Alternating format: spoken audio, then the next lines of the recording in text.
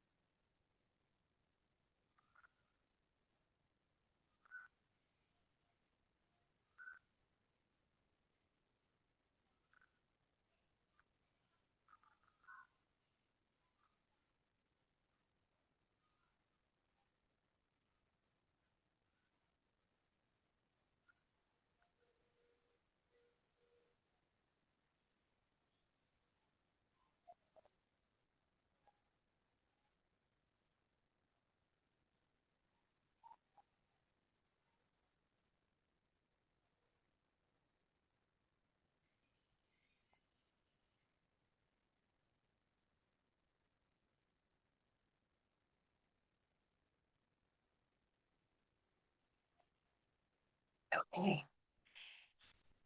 In the previous chapter, Devani is learning about the awakening of the heart, and there's a whole section on the guru. And one of the things that happens when one encounters a guru is this tremendous love fills one. And yesterday was Guru Purnima, as you all Yes. know. And so I was thinking about that, and I was particularly thinking about what Soma said about we know our love for the guru or for the teacher, for the masters, but how often we don't realize that their love for us is so much greater than what we can experience when we talk about our love for them. It's a love that's almost unfathomable and very difficult to articulate, but one can experience it. And this is what keeps them following us through all of our errors and what keeps them reminding us and sort of trying to bring us back when we wander astray. It's that incredible force of love. So now we're shifting to the mind. Devani's been learning about the awakening of the heart, but then she takes a misstep. When she first, I'm assuming most of you have read the book, so you know the chapter where she encounters a difficulty with Puri, and she goes back into her past as a child when there is this wise elder in the community, Babu, who has siddhis. And she learns that he can manifest things, and her curiosity is piqued, and she wants to learn to do that. So she observes him and she learns that he's doing mantras and she learns those mantras. But she also realizes that by switching some of the sounds, she can create an adverse effect. and she does something to her brother who's been an annoyance for her, and he gets sick. And of course, she feels terribly guilty, and she rushes to Babu, who says that it's how dangerous it is. Back to that section. He says, it's dangerous before you've purified your heart. To use these powers is very dangerous until you've purified your heart. And she vows never to do that again. And she suppresses this ability within her. And then he tells her that's not the way either, not to suppress what comes naturally to you, but to really work on purifying yourself so that it's only used for benefit. And then the years pass, and her anger is aroused toward this woman, Puri, and she again invokes this power to curse her, really, to create an episode that's harmful to her. But she's prevented from causing any harm, and she realizes again that she has misused this power. And she feels great guilt again and tries to amend for this by bringing food to Puri and by befriending her. So again, she's trying to amend for her misuse of her mental powers. And as she's trying to sort of befriend Puri, which nobody can understand because Puri is such a difficult character, she says, that episode, the episode where she sort of misused her power, was a gift because it unearthed a deep-seated, latent emotion, an incitable spark of anger that still resided in me, and it revealed that my heart was not yet purified. So we can think our heart is purified until we encounter something that gets us angry. And depending on how we react to that, we can know how far we've advanced. The work before me was clear. I had to empty myself of all reactive emotions. This is what's going to lead us into the next chapter about non-reaction. The work before me was clear. I had to empty myself of all reactive emotions.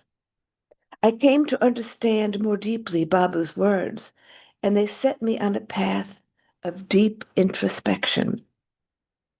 As I reached out to Puri and tried to, in subtle ways, to influence her, I also engaged in my own inner work, observing how her words and actions affected me, at the same time watching how I was affected by Anu and Mandar, her husband.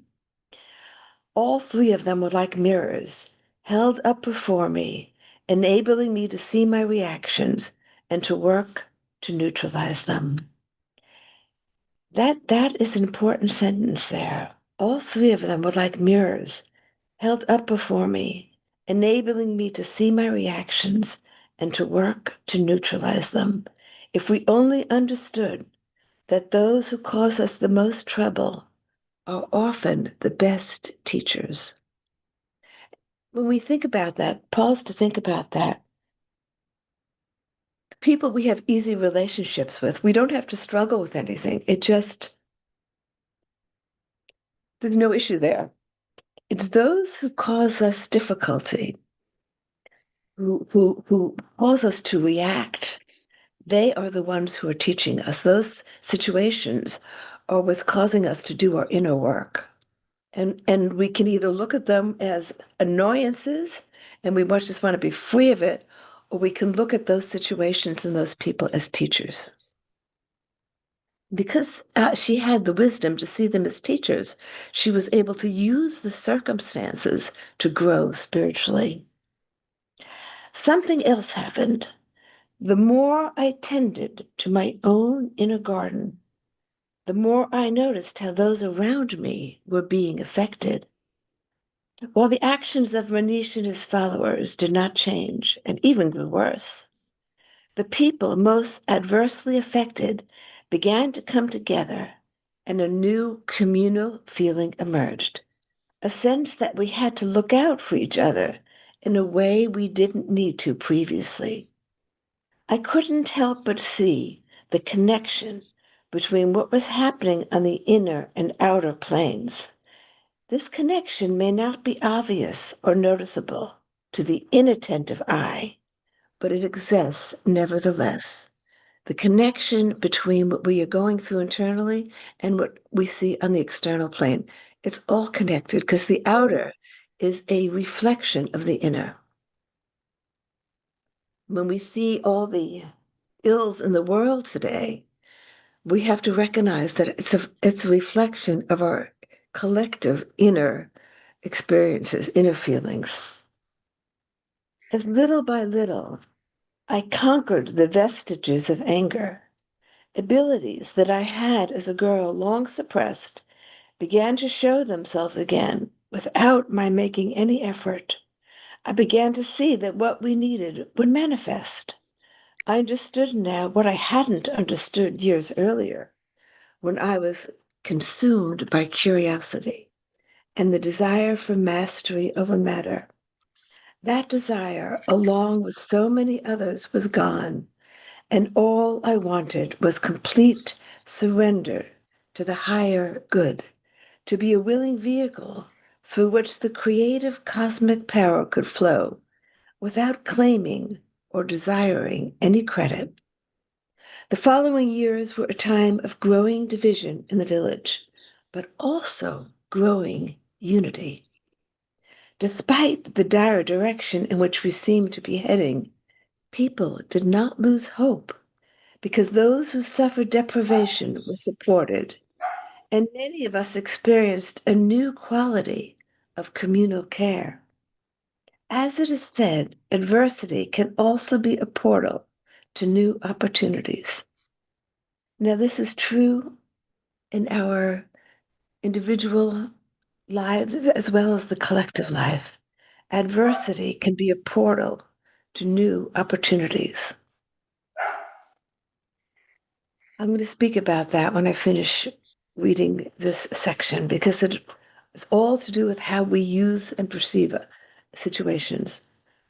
A few years after one of my meetings with Soma, I was meditating in the cottage, and my mind returned to the story of Vibhishana that Soma had told me, how he had retreated but then had come out to listen to the people. Since then, I found myself often mentally referencing Lanka when I tried to understand what was happening in my village. I was now spending as much time as I could with villagers, both supporters of Manish and those who opposed him. And I was increasingly able to hold a non-judgmental, neutral frame of mind, although I was not blind to the negative effects of Manish and his followers, and sometimes I wondered if neutrality was the best course of action.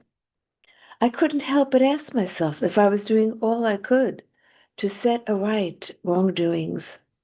My interactions with the villagers awakened compassion in me, but I also realized that the followers of Manish were being deluded, led by false promises that covered up the greed of a small group.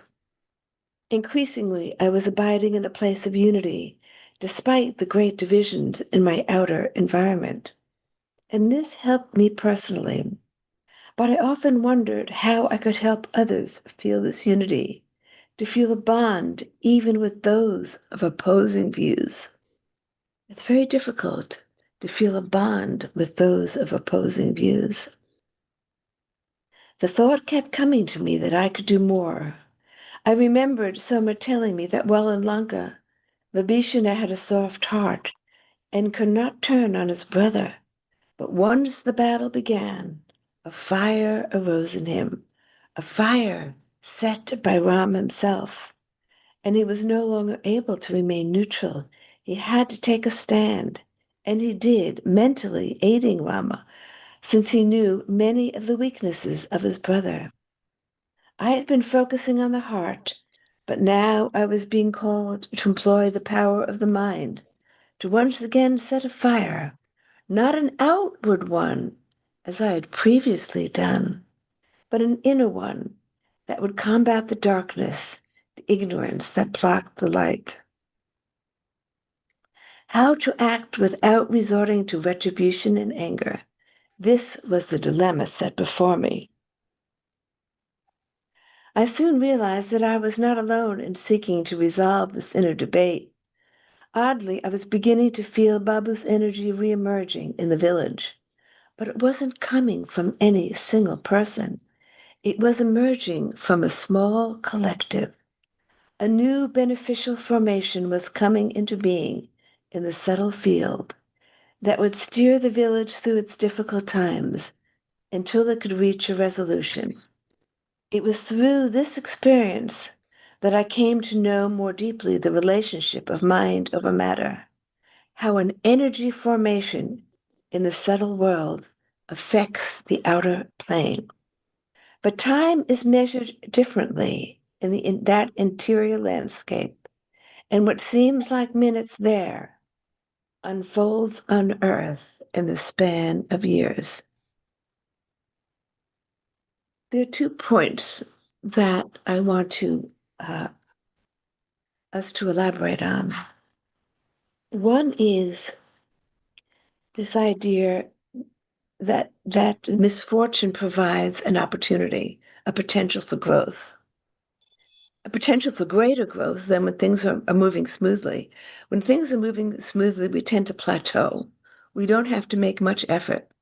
It's only when we reach bumps in the road, but this is true personally and collectively, that 6 a.m. that we are forced to draw upon our inner resources. And the challenge is whether we're going to react and allow the negative emotions to guide us, or whether we're going to do it from a place of non-reaction. And this is one of the aspects of mind over matter. Initially, when she was young, she looked at mind over matter as the ability to control matter, but that's just the most superficial aspect, rearranging the atoms.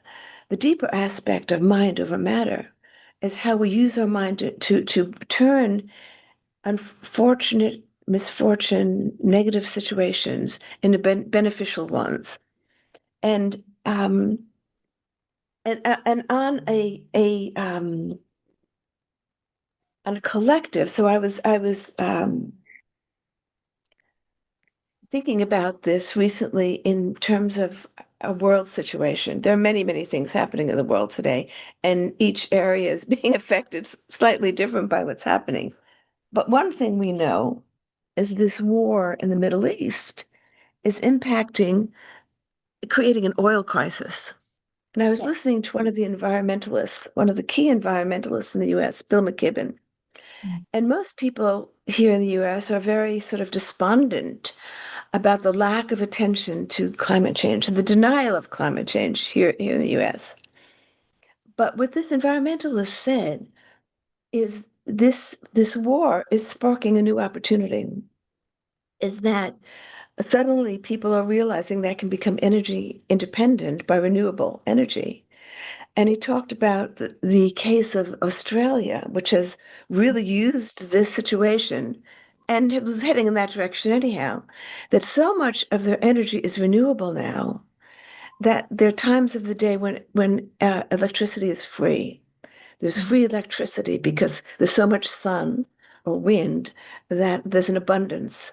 And he said the rest of the world outside of the US, which is sort of going backwards, but the rest of the world is moving forward because they realized the crisis that they can't depend on the supply of oil. So I thought to myself, wouldn't it be ironic if we look into the future and see this as a turning point when the world woke up to the fact that renewable is there for us and frees us for any of this dependent on these external situations. And that is one way to turn this unfortunate situation, which is causing suffering, into a long-term benefit. And we know, I mean, we can see this more easily in our personal lives when we have a struggle with someone that actually a new opportunity arises. We get fired from a job. And then, after 6 months of losing hope, suddenly a better job opens up. I mean, how often something like that happens, and so much of it depends upon our ability to perceive the opportunity and not to fall into a reactive state. So I think looking at the current world situation as a reformatting, something will emerge from this that will be better. But as we know, time is measured differently in the cosmic scale, and we Yes. can't expect it to happen in days or months. We have to look at years and decades. The other point I think I want to bring out is this idea of a collective. Mm. As some of you may know, I'm writing a book about the future called Memories of a Future Life, where I project myself 200 years in the future. And I had two reasons for doing this, writing this. I put this book aside to write Sita's Yoga, and I've recently put it aside to write another book, but I'll come back to it eventually. There's a reason I know that I'm putting it aside. There's so much dystopian energy about the future, and we create the future. Nobody's creating it for us. As a collective, we are creating the future. And all of these dystopian visions and the novels, the films about a dystopian future are penetrating into the collective. And it's like what you envision is what you create. That's not the future I see, because I see toward the end of this century that the meditation community will be large enough and deep enough, and that's an important point, deep enough and unified enough that it will change the course, and that the worst possibilities of the current crises, climate crisis and other crises, will be averted. It doesn't mean there won't be bumps in the road. But this dystopian future that some people are creating in their minds, I don't see that happening. But it depends on us. It Yes. depends on us now. What we do now will determine what happens in 50, 80, 100 years. And individually, it's hard to accomplish something at a collective level until you unify yourself with the collective, which is why the movement that so many of you are a part of is so important, because meditating as a collective has tremendous power. And even when you're meditating, I often try to do this. When I'm meditating alone, I try to link myself with the collective, with all the people who are meditating at that time on the planet. Because as a collective, we have much greater effect and ability to shape the course of things. But as important is holding this vision of how we can turn society around. And when I speak with young people, I often say to them, you have to create a vision for the future you want. What is that vision? What are the foundational principles of that vision? We see so much that is collapsing, that's not working, but what is it that we want to create as a human community? Creating that vision and that trying to manifest that vision, the true power of the mind is manifesting that vision. On a personal level, it's manifesting good health, it's manifesting the job that suits you, it's manifesting the relationships that will nourish you. And a collective, it's manifesting the society that will bring benefit to all. So I want to now pause and hear your thoughts and reactions to these points. I know many people are hesitant to speak out, but you can Mhm. certainly add something in the chat. Yes, you can just raise your hands, and even if you need translation, we are here to help you out in that. So please come ahead. You can speak about a personal experience where you were able to manifest and change a situation. Um, the power of the mind, we use such a small part of our mind. The power of the mind is tremendous. And there's a balance that we achieve between the awakening of the heart energy and using constructively the power of the mind for benefit. And all of us, I'm sure, have had experiences in our lives where we've turned a situation around, whether we've created that job situation or we've attracted what we needed to us. You know, um, uh, many people in popular culture have talked about, attracting things, using mantras to attract things. Unfortunately, a lot of it is geared toward material things. And that's just scratching the surface of what those of us who are meditation practitioners know the real manifestation is is creating benefit, is creating the situations that bring benefit, not just wealth or riches or, the ideal relationship. Those are just temporary things. But how do we really transform the world? That's where our mental ability has to come into play. Yes. In this chapter, Denaji, I found it very interesting that, and that line caught my attention when Devani says that I wanted no part in any collective anger and I wanted to compensate in some way. So I correlated it with what is happening now on world level, and also in India there were protests about education system.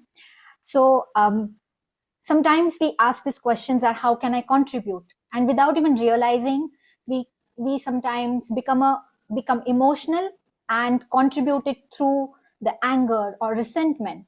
But we can always choose, we can manifest the love within us even in these situations by taking actions consciously, being aware, and choosing not to be a part of collective anger. So that was, yes, go ahead. Go ahead. Very easy to get swept up in collective anger. Yes. And usually there's a good cause. In Devani's case, there was a good cause. There was a misuse of power, as is often the case. There's either a misuse of power or a neglect of the well being of the collective. I followed a little bit about this cockroach movement and the students, and they must have real grievances. I don't know a lot of the details. And this is a balance that's very, very tricky. And this is something that Devani is struggling with. And what helped her at that stage in the book, in her journey, was becoming part of the collective, because there were others in that small group. There were only a handful of people at that time. The village was small, the world was much smaller. Now we have a much larger collective. I mean, in India, how many people are part of this meditative collective? To anchor us and to hold to the right course of action. It doesn't mean not to engage, because as long as we're here, we have to engage in social issues in order to, I mean, we can't leave it to others. So it is our duty, as long as we're alive and healthy and able to contribute, to be part of the transformation of society. And it's very tricky to do it without anger. It's something we struggle with here in the US. There's a lot of anger here in the US, a lot of bitterness and polarization. And it was very hard initially not to get swept up in it and to look at the other. And what Davini says here is she listened to both sides and eventually began to feel compassion for both sides. So, in advocating for the right course of action, it's not of demonizing the other.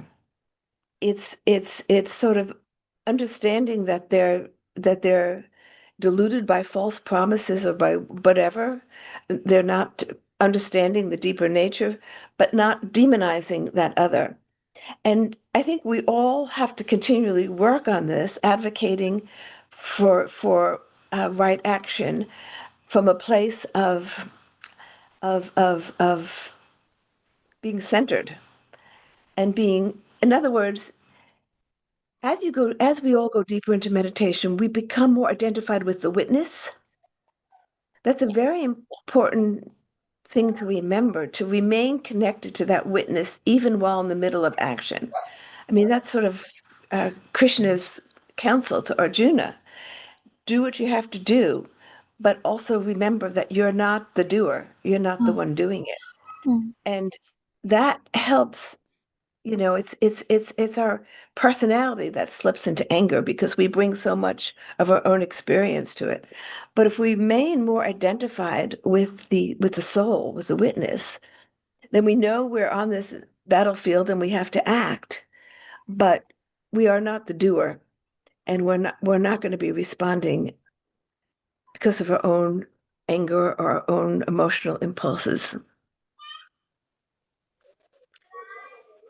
Yes, it's like even Bibhishana in this paragraph, she says that even Bibhishana decided to take action when he realized that he cannot be neutral after a point. And so it's always interesting for a person, especially who is on spiritual journey, because we think that being non-judgmental is important, and being seeing both sides is important, but at the same time, while doing that, we forget that acting is equally important. Inaction will cause more suffering. So, it's the perennial lesson. It's the lesson of Rama's story. He takes an action. He goes to war. It's the lesson of the Mahabharata, of the Bhagavad Gita.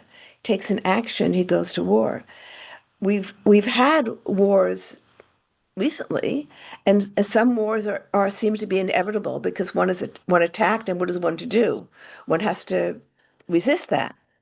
And so it's probably one of the greatest dilemmas that we face as human beings of when to act and how to act.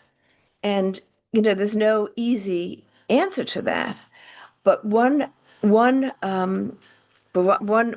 key test is when one reflects and does introspection, is from what place is one acting? Is one acting out of hatred or anger? Acting out of hatred is not going to cause a beneficial action because remember, the mind has tremendous power and there's a cycle that goes on. Arjuna was not acting out of anger because he loved the people he had to kill. I mean, who did he love more than Bhishma? Very few people he could say he loved more than Bhishma. And yet he knew he had to kill Bhishma. I mean, there's very few of us will be called to take such an action. None of us will be. You had to be of such a stature as Arjuna that he could handle that. That he could handle that. He had to do it for the well-being, because had he not, and then Drona, his teacher, I mean, there's great symbolism in that as well. But because of Krishna, had Krishna not been there, he would not have been able to do this. Because of Krishna, he was able to act from the state of the soul where he sees where the greater good lies, what has to be done in order to create the greater to be able to manifest the greater good. And so that's the balance. Had Ravana not been killed, many more people would have suffered. And so one has to take an action. But Ravana was Ram's devotee at the deeper level. Ravana had forgotten that and had other emotions that came into play, but Ram hadn't forgotten that this was his devotee he had to send off. And so there certainly was no anger in that. And we see from Sita's action, there was never a trace of anger, and so and when Mandodari asked Sita if she forgave Ravana, what did she say? I don't know how not to forgive. There was no trace of any negative emotion. That's what purifying the heart is all about. That's what the guru helps us do, because the love that he instills in us is so much stronger than any negative emotions that it neutralizes the negative emotions. But it shouldn't stop us from acting. And I think some people feel paralyzed, some people on the spiritual path, and withdraw. Yes. And there's a story, I don't know at which chapter it is, of those two hermits that Ram meets as he's Yes. going off to Yes. Lanka. Um, so that's a whole discussion. But it shows again, it all has to do with the mind. One of the hermits was physically not acting, but mentally he was very engaged, and his light body was there by Ram's side. The other hermit said he's not going to take an action, he's not going to be involved, but his mind was running all over the place, running and was not able to be of any benefit at all. So it all has to do with where the mind is. And that's why introspection is such an important part of the spiritual path, because we go about our daily life and we are pulled by events in our personal lives, and when we read the news it's very hard not to react, but by introspecting we pull ourselves back and sort of tap in again with who we are, which is a soul who has had many many many many lifetimes and many experiences. We've experienced all kinds of hardships and all kinds of things, and our goal is to mentally transcend those experiences while at the same time acting on the field of action. It's both transcendence and action. It's so deep. Even to understand it, what you said right now, we need introspection to understand what you have said right now. I feel like that because the more you look into those words, more you try to understand those words, the deeper meanings unfold every time you read or you think about it. I found that these experiences in the book were so relevant to our time today. I mean, many of us don't have huge challenges in our personal life, or maybe have had earlier, but we've reached a place of relative balance and harmony. But we see what the world is going through collectively, and in part, it's the turmoil of a breakdown in birth, of birth is a very messy process. I mean, any woman who's gone through it knows that it involves a lot of pain and endurance. And but at the end, it's worth it. And there's a beautiful ending to the suffering. And so, as a world, we're going through that kind of. And in Sita and Ram's time, there was also a time of transition.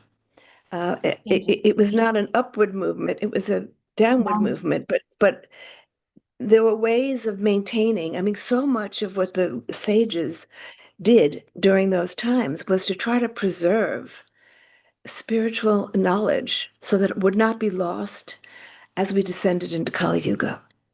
And that was a main goal, is to preserve the spiritual knowledge and experience.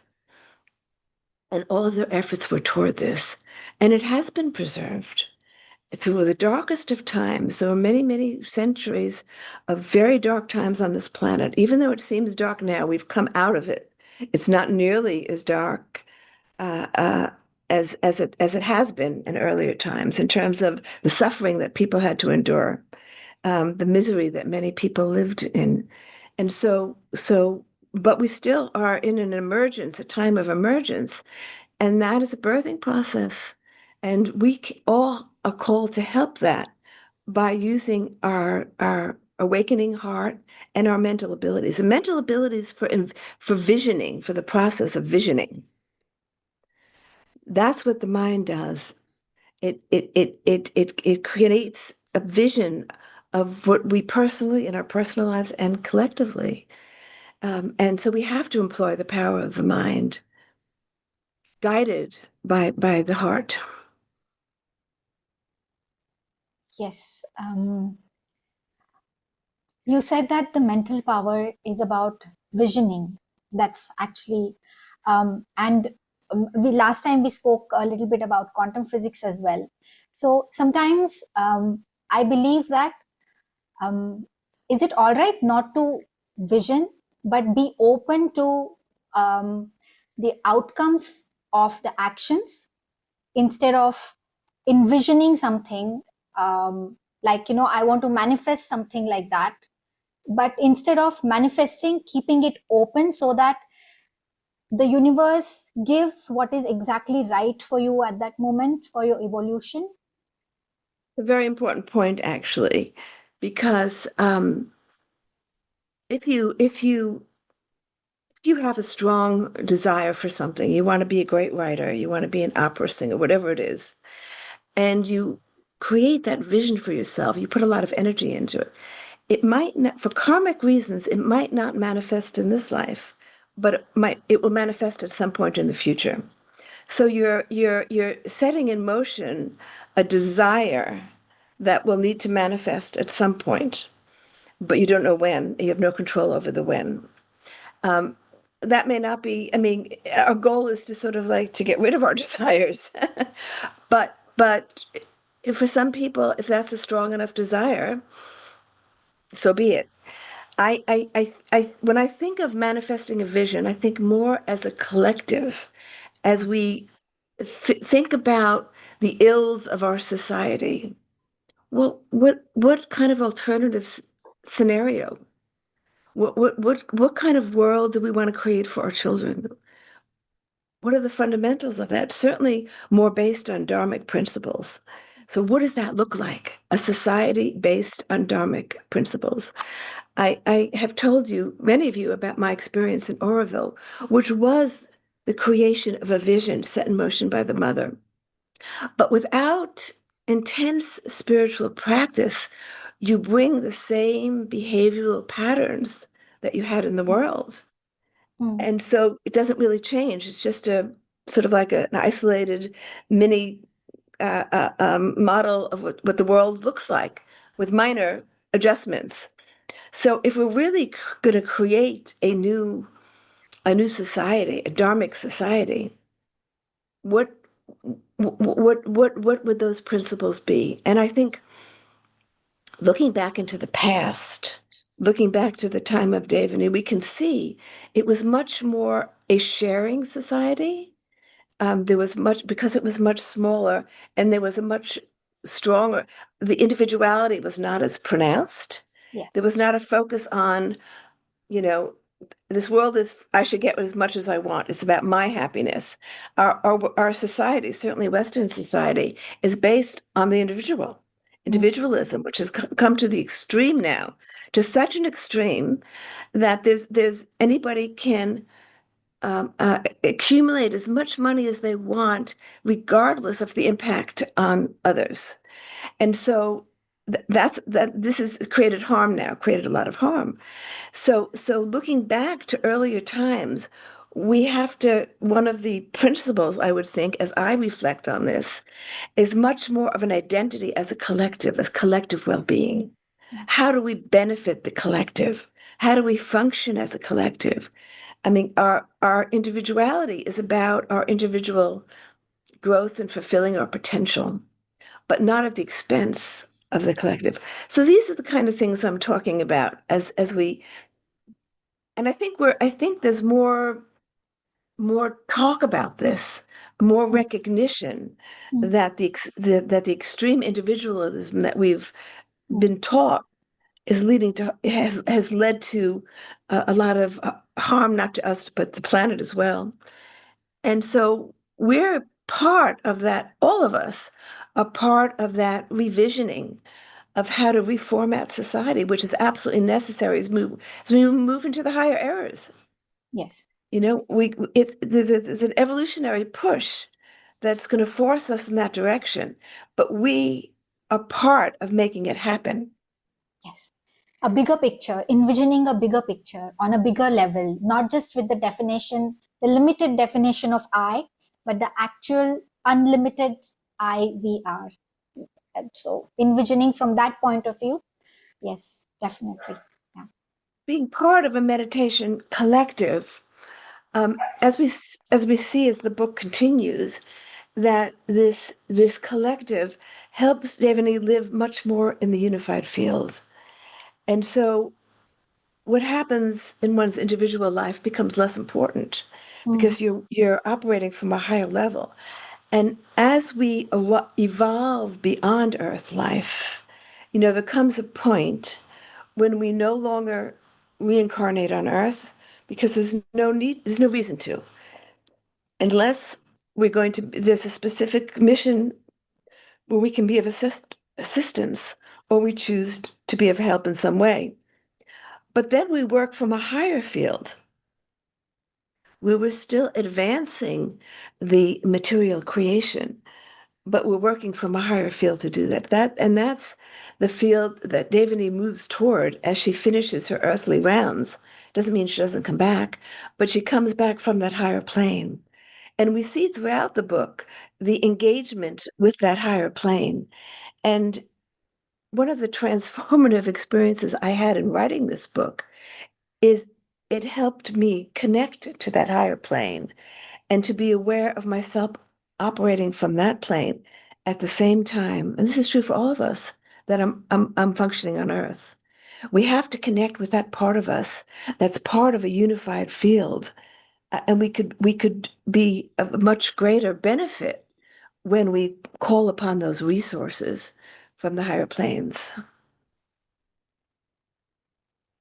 And our connection with beings, with Sita, with Ram, just aligning ourselves with them, attuning ourselves with their energy, enables us to bring down the guidance and the resources. Um, People often ask me, how do I write my books? I really don't have an answer for that. They write through me. I'm the scribe. What I do is try to attune myself with the higher energy, the higher part of myself that's residing elsewhere.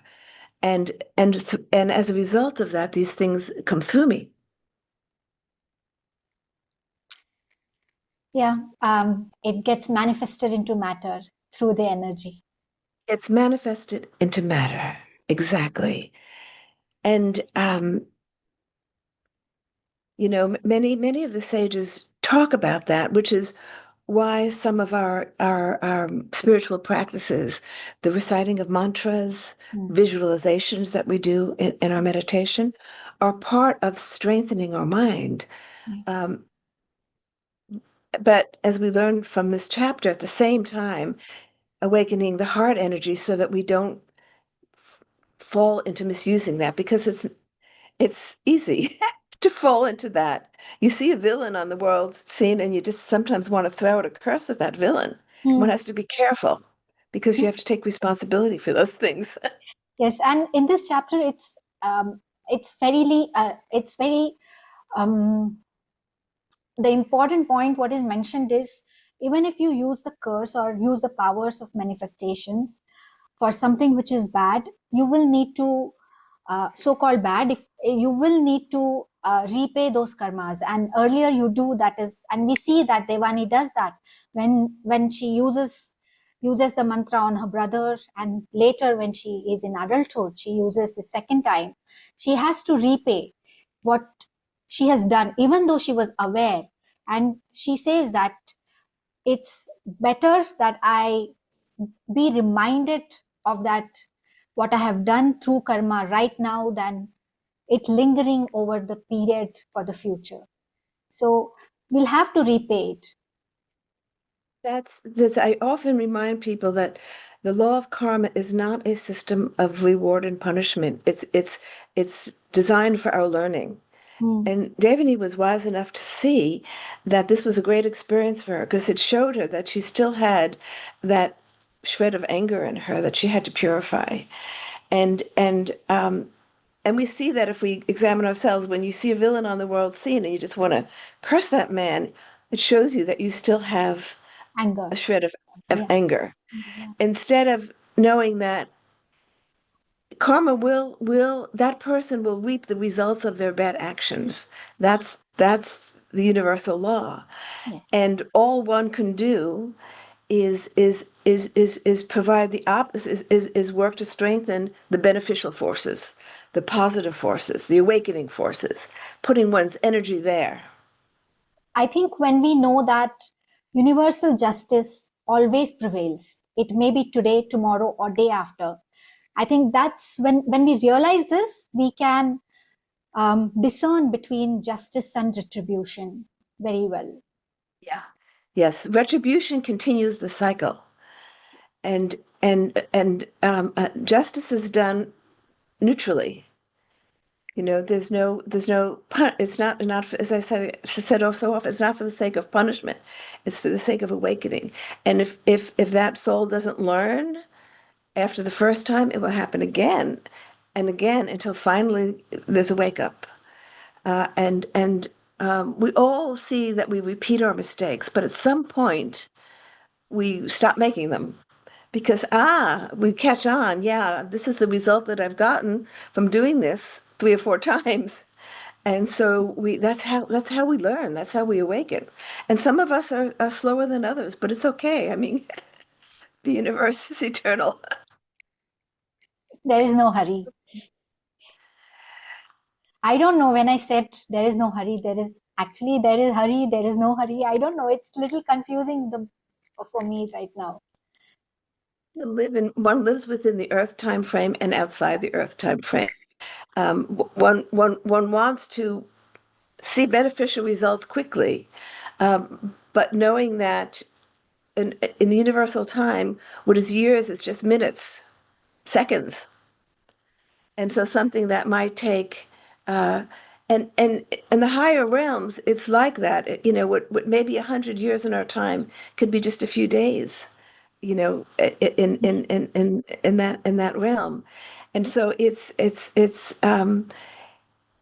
so much of what we strive for is to be able to conduct our life and at the same time be able to see it from a higher plane and constantly remind ourselves of looking at it from a universal plane, thinking of universal time and the multidimensionality. And we'll get into that later on in the book, living in a multidimensional reality, which is what meditation helps us do. So we have Yes. about 8 minutes. If there's no other comments, I think we can close with some meditation. And I'll Sure. just,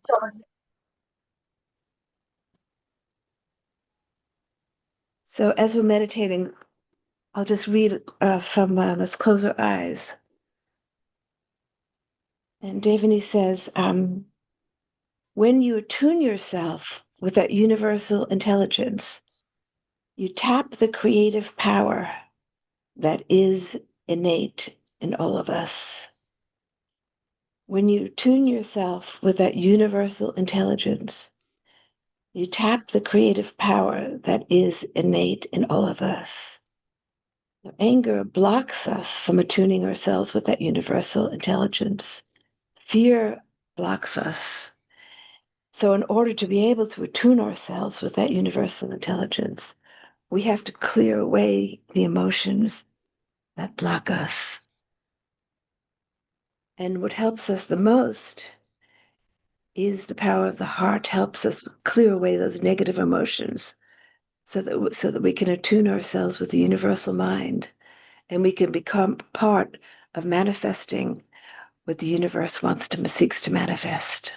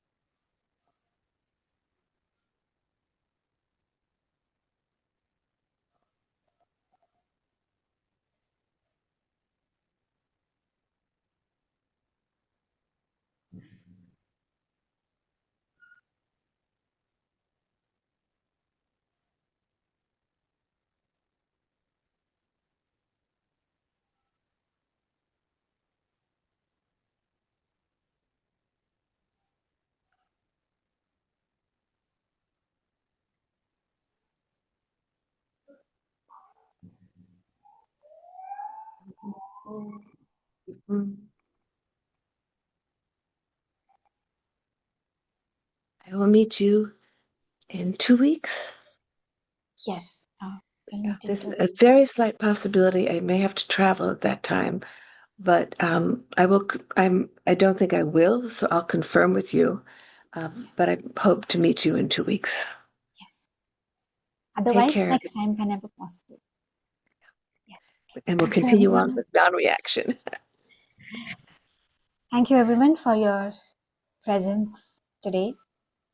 And Denaji, I bow to you for being our guide on this journey. Thank you so much.